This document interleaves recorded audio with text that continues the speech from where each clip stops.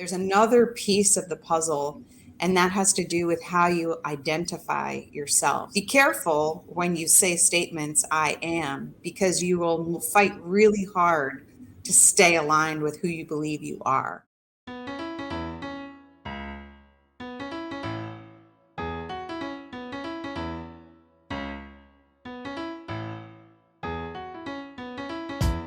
83% of Americans identify as not very happy, which can hold you back and negatively affect your relationships and your business.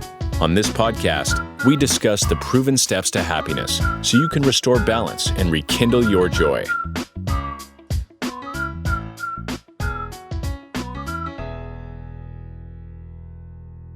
Hello. Welcome to another episode of How to Be Happy podcast. Today, my guest is Heidi. How are you doing today, Heidi? I'm good, Brad. How are you? I'm awesome. I'm awesome every day, though. So we're going to dive right in, okay? Tell us, what stops people from creating a life that they absolutely love? Easy. Basically, it's how you feel about yourself. That's what it all comes down to. So most people have a feeling of low self-worth and a lot of resistance about their own selves. And that's pretty much it. That's the answer to that. So where does that come from, though? There's got to be where does it typically come from? Yeah, it is not something that you can rationalize away or psychoanalyze. I've done all of that. I've figured out why I am the way I am, and that doesn't change anything. So these things are created a long time ago from your very first attachments, and they are nestled in your subconscious deeply, and they're built. It's the beliefs that you are built on, basically. That's what that stuff is. And where do those beliefs typically come from? Because when we're born, we come out of the womb and it's just like, hey, look at me. I'm this amazing person. I don't have any anxiety, depression, OCD. Addiction issues. So where do these things come from?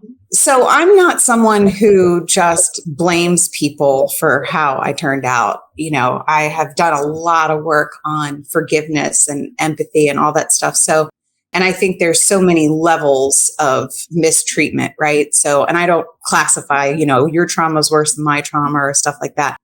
But it's all the same. It's basically you're born, like you said, and you have needs.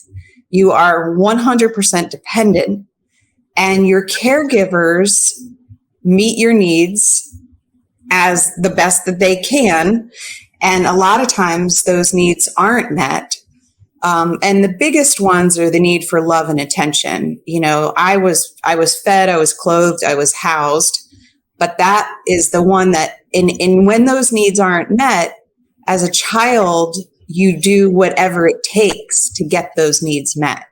And so these patterns are created and these beliefs are created. Like mine was, I have to be happy to be loved. And if I'm sad, I have to keep it to myself and get over it as fast as possible. And there was a lot of shame with that feeling also.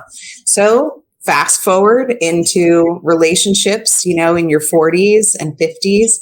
And if you haven't taken a good hard look at those patterns, those attachment patterns, those deep subconscious beliefs about yourself and in the world and your worth and your ability to be loved and be present and be authentic with yourself, you're going to find yourself in a lot of pain. So you mentioned needs as a child, right? One of my most successful videos I actually just pushed out like 2 or 3 days ago. I do a daily video on happiness and peace and freedom.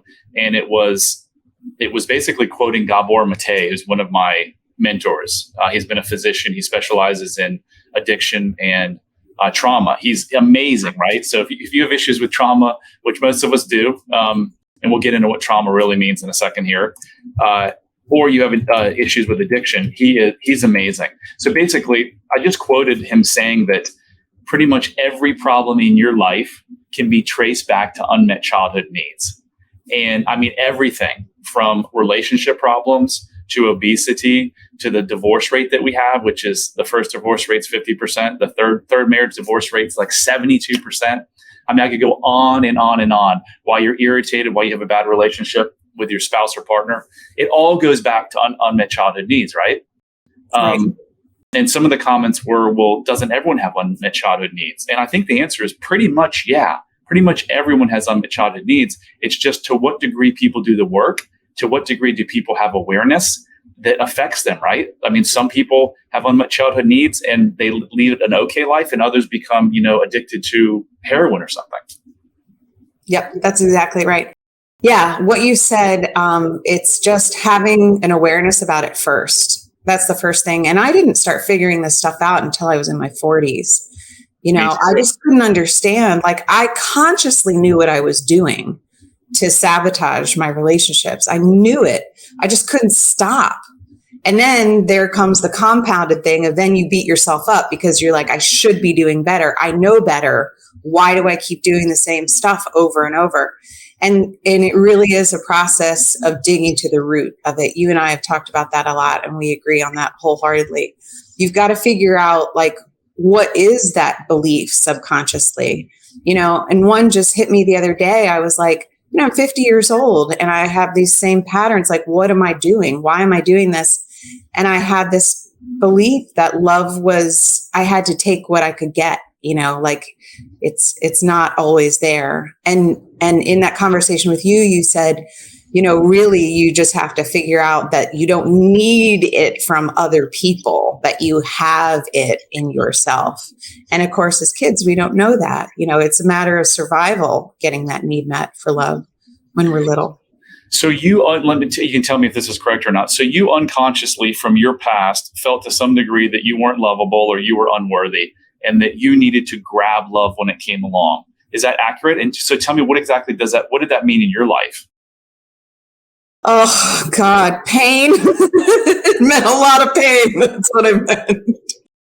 It's a whole lot of things. It's not knowing what your gut is actually telling you. So there is a direct line between your intuition and your consciousness. Your intuition is very, very wise. It always tells you the right thing, but you might not be able to hear it. And then you might learn how to pay attention to your gut, to your intuition, but then you deny it because you talk yourself into something else. And for me, that meant really like not sticking to boundaries, like taking on things. I would see red flags and I would be like, make up in my mind how it could be better. And I would just keep doing it. It's like just, going backwards. It's trying to fix things and having this hope for something that's never going to happen. And it just results in a lot of heartache. Because eventually you do get to the point where you're like, wow, this is really not working. Nothing I've done is changing anything and making it what I really want. So you deny yourself and you take on a lot less. And you put your energy in places that is kind of a waste. So potential partners would come along. I'm just guessing here. And you had these internal gut feelings that you're like, something isn't right here. But your subconscious mind is kind of driving all the behavior, right? On a daily basis, it's probably 80 to 90% of our behavior is driven by our unconscious, subconscious thoughts that we don't even know. Yep. So unconsciously, you didn't wake up and say this, but unconsciously, you're like, I'm not sure I'm lovable, so I got to grab him. He might not be perfect, but he might love me. Is that kind of accurate? Yeah, and even it wasn't even that. I didn't think I wasn't lovable. I just felt like it's not going to come around again. I got to get it while it's here. Consciously, you didn't think you were. But based on your past of what we talked about, just like mine, there was this unworthiness. This was like, I don't deserve this. So this guy might not be perfect, but he's here. I'm going to grab him. And I can make this into what I want. Yes. That was the other thing. Yes. So and I believed that. Yeah. So what we often do, I'm not saying you did this, but what we often do is we marry the people who created the trauma for us in the first place, right? Mm-hmm. And the reason we do that is kind of two reasons. One is because your subconscious mind, its only purpose is to keep you alive. It doesn't care if you're happy or sad. So it was like, okay, well, this person in their childhood they're still alive. So I'm going to recreate that same environment, right? The second is that we try to fix what didn't work before. If it's the mother or the father who didn't give us what we needed, we're going to find someone, our subconscious mind, we're not going to go out and look for them. Our subconscious mind is going to go find the person that is just like them, thinking this time we can make it right. Yes. And that doesn't work. And I'm proof that doesn't work. So if you're in relationship after relationship and you're like, I keep finding these, I don't like this word, but it's a good descriptor. Like a lot of people use it, losers, because no one's a loser, but that's how people describe like failed relationships, right? I just keep meeting these losers. Well, you're doing it to yourself, your subconscious mind. And how do you change that? You become aware, right? Just what you've done. So talk us a little bit about how did you identify your pattern and then what did you do with it? Yeah. So things got really, really, really bad. And it's sort of like an addict hitting rock bottom. It was the same thing. So I got out of a 15-year marriage. And there was, alcoholism and there was, verbal abuse. And the aftermath, the separation was so bad. It ended up going into court, for 4 years. And there was just so many, it was just the worst time of my whole life.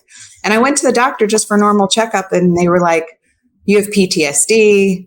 And I'm like, what are you talking about? I haven't been traumatized. I don't have trauma, I don't even know what you're talking about. But my doctor who I trusted, she said, you should go see a trauma therapist. And so I've always talked to a counselor or a therapist, but I went for real this time. And I got EMDR, which is, trauma therapy. And for those of you who don't know, can I just tell real quick, EMDR, well, you might be able to explain it better. Go ahead, because you've had it done. Eye movement desensitization reprocessing. So it's based on the belief that trauma is stored in the body. And so you're sort of frozen off. It's separated out and it gets triggered. And then it's so fresh. It's like it just happened because you haven't dealt with it and it's not integrated into your system. So it's a way of integrating it. Basically uses eye movement. And in my case, it was tapping. So the therapist would tap left, right. This is why walking is so therapeutic, drumming, dancing, biking, because you're constantly stimulating left, right. And the reason that is a healing thing to do is because when you stimulate the left side of your body, the right side is activated. When you stimulate the right side of your body, the left side is activated. So in EMDR, a qualified therapist will take you to the source of it and walk you through it as they're doing this tapping and make it very safe to unlock the frozen off space. And then when you can integrate this stuff, it's not so painful anymore. It's not so triggering anymore. It just softens it. And I learned this technique called restoring, where, you take what did that mean about me when I fill in the blank, when I got separated, when I got cheated on, when I got hit, whatever it was. And you can shift that and change that, not telling yourself lies, but you're telling yourself the actual truth. You're seeing it in a truthful light. It just takes the sting away. And when people talk about, you have to heal your trauma. And by the way, I'm so tired of that. I'm like, everybody says that. You need to work on yourself. You need to heal your trauma. It's like, how? Okay, I know. And what the hell? How do I actually do this? And this is how you actually do it. And this is what I teach my clients. I teach them how to talk to themselves. That's honestly what I do. It's like these feelings come up.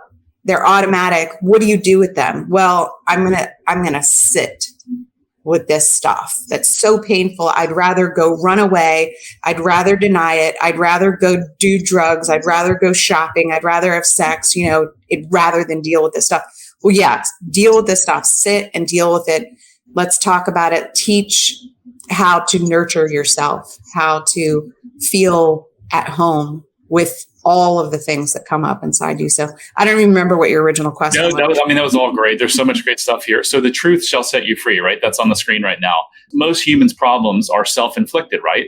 We self-inflict ourselves with these untrue thoughts. The untrue thoughts about, because of the trauma that we went through, or the stress, and we'll get into that in a second. What really is trauma is we develop these coping mechanisms, these stories around the trauma. As Gabor says, the trauma isn't actually what happened to you. That's a traumatic event. The trauma happens when you actually tell yourself a story about that.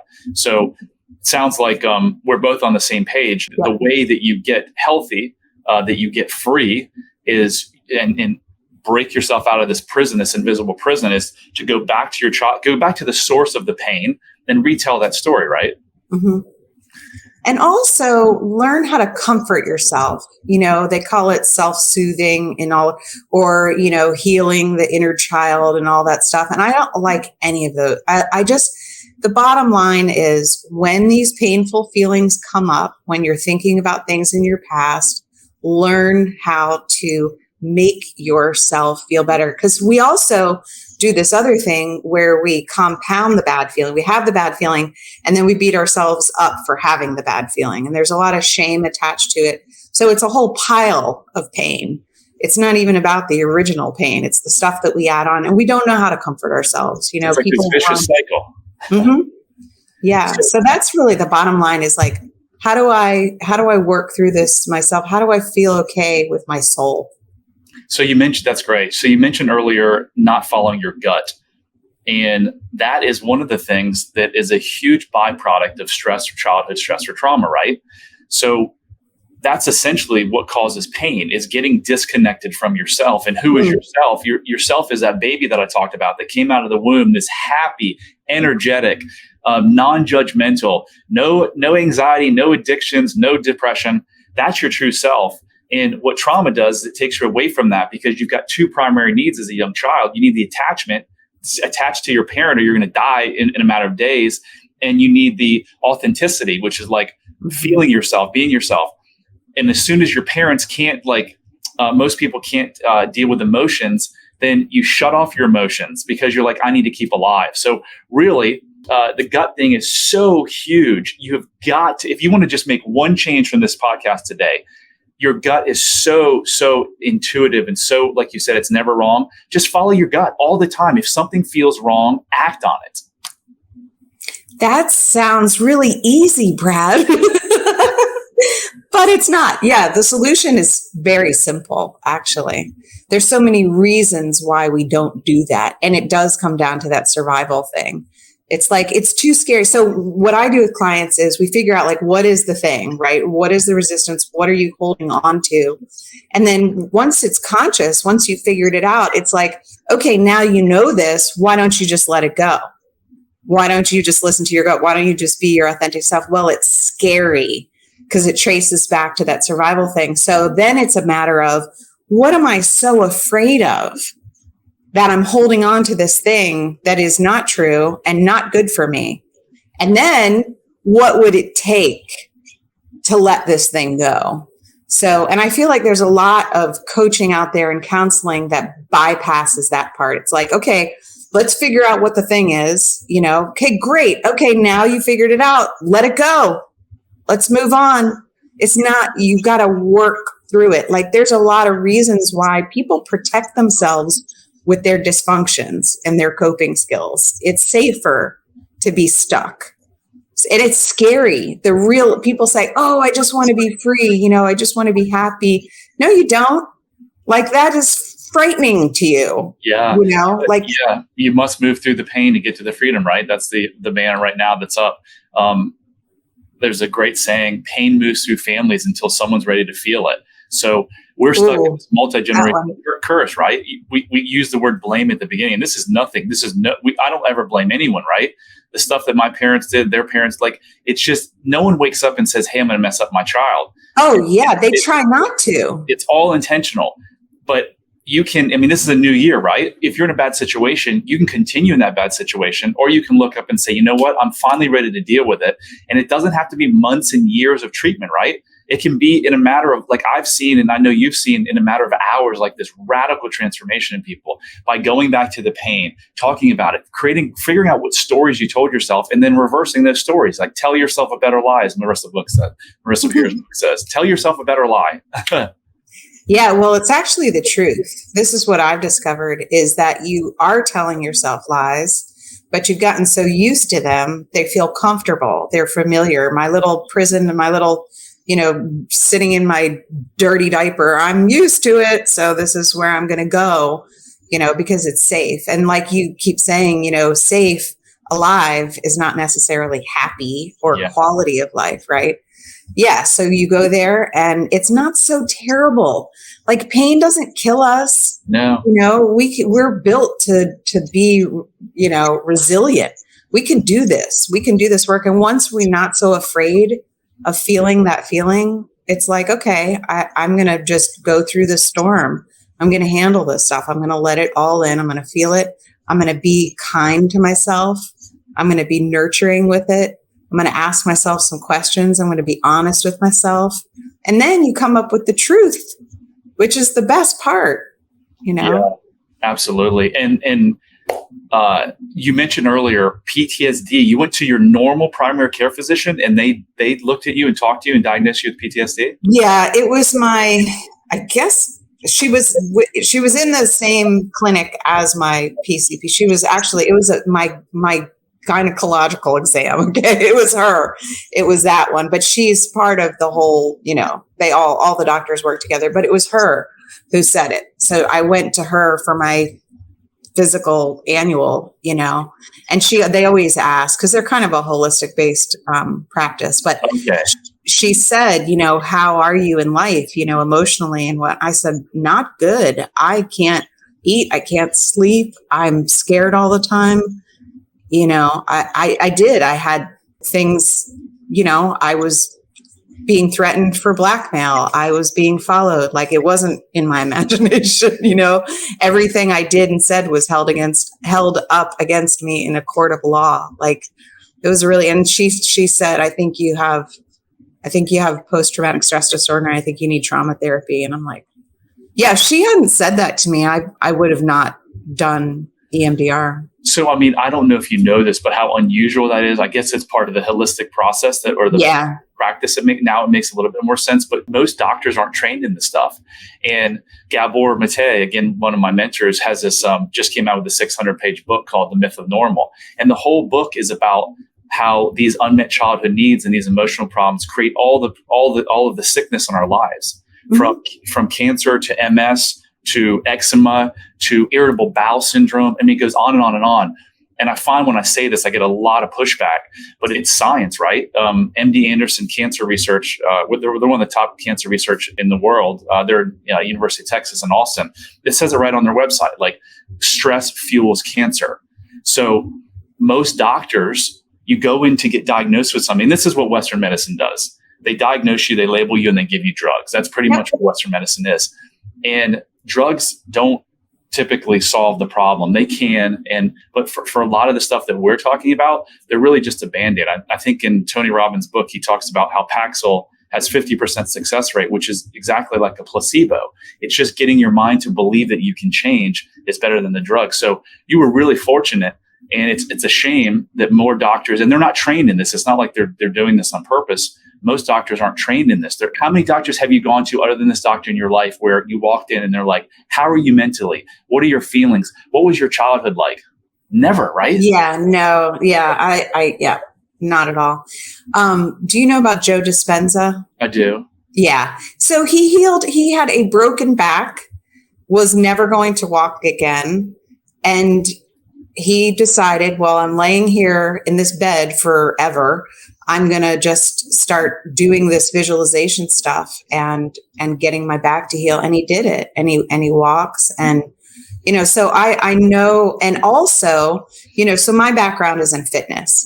And, it started out like, I'm going to help people with their diet and with their exercise, and I'm going to get people healthy. And I did that. I've been doing it for 27 years. And then, like I told you, I would get to a point where it would plateau or it would even regress and they would go backwards. There's just no more progress.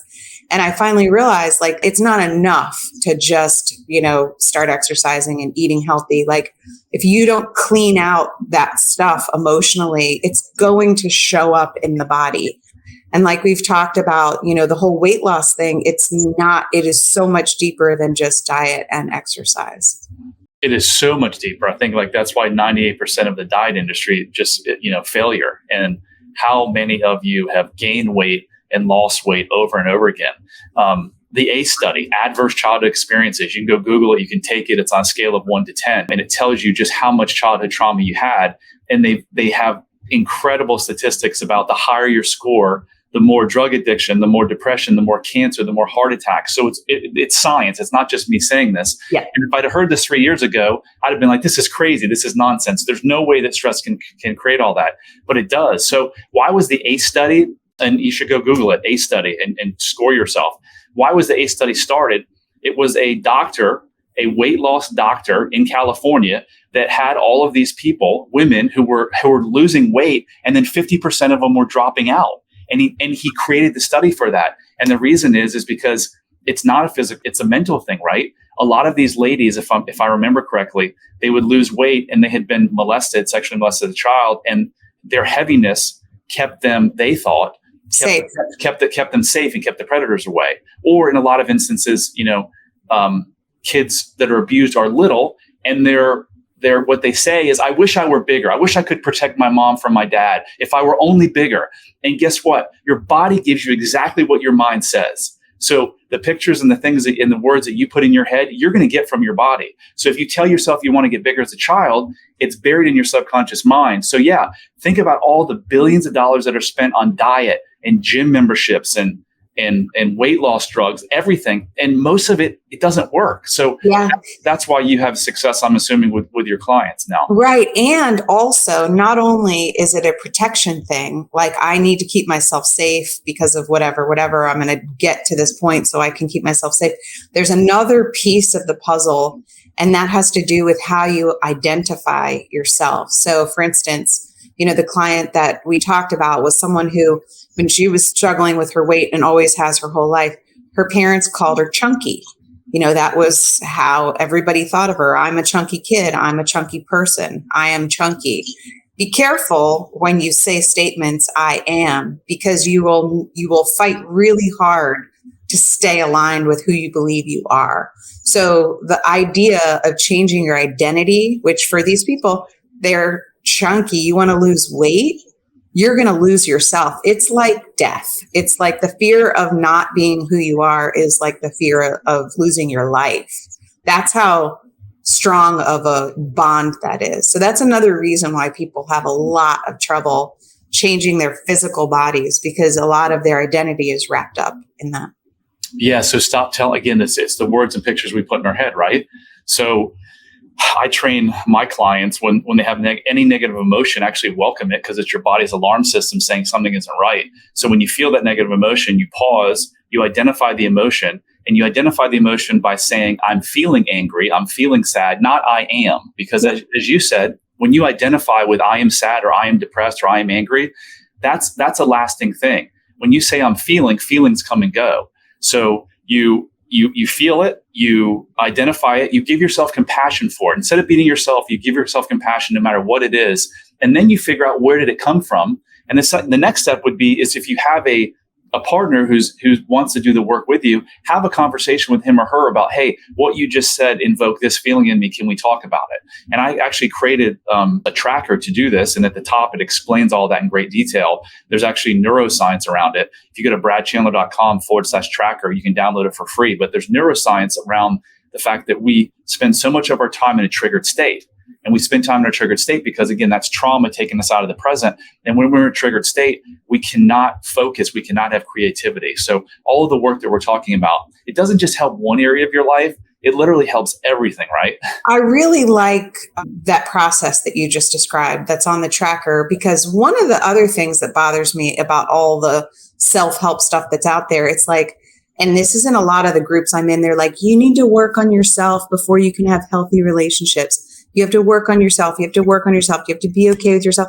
Well, then, okay, so let's say I do all this work on myself, and then I go be in a relationship and everything just goes to crap. It's like I liked what you said about like, figure this stuff out in your own self, do this little back and forth with yourself. And then if you are in relationship, practice having those conversations with the person. Working on yourself is a piece of what makes a healthy relationship. But ultimately, we need to learn how to communicate in relationships about this stuff so the relationship can grow. It is a little bit difficult if you've got a partner that doesn't want to do the growth. So this would be a great opportunity to see it. And once it happens in an intimate relationship where you guys are actually working in the same direction to heal these pains, and by the way, an intimate relationship is the absolute best place in the world to do that, because that's where most of this stuff shows up. You're going to become closer. So after you do this work, like instead of it turning into a huge argument, which is what used to happen in my relationships, and I'm sure in yours too, conflict now I welcome, because it's an opportunity to heal something within myself, but then also become closer to my partner. It's a beautiful thing. I totally agree with you. And in screaming and shouting and me, being cold to her for the next 3 days, like it was with my, ex-wives. It's, hey, this is a time to heal. Let's do it. Yeah. So I made a rule for myself a few years ago that I wasn't going to fight with people ever. I'm not ever going to engage in a back and forth. What happens is, you say something to someone, I feel whatever, if you're communicating in the best possible way, which is not, you did this to me, I blame you for blah, blah, blah, none of that stuff. But if you sit with it yourself and you figure out how to communicate, you say to them, I feel whatever, and the other person gets immediately defensive. It becomes basically what they're hearing is, you did this to me, you're wrong, you hurt me.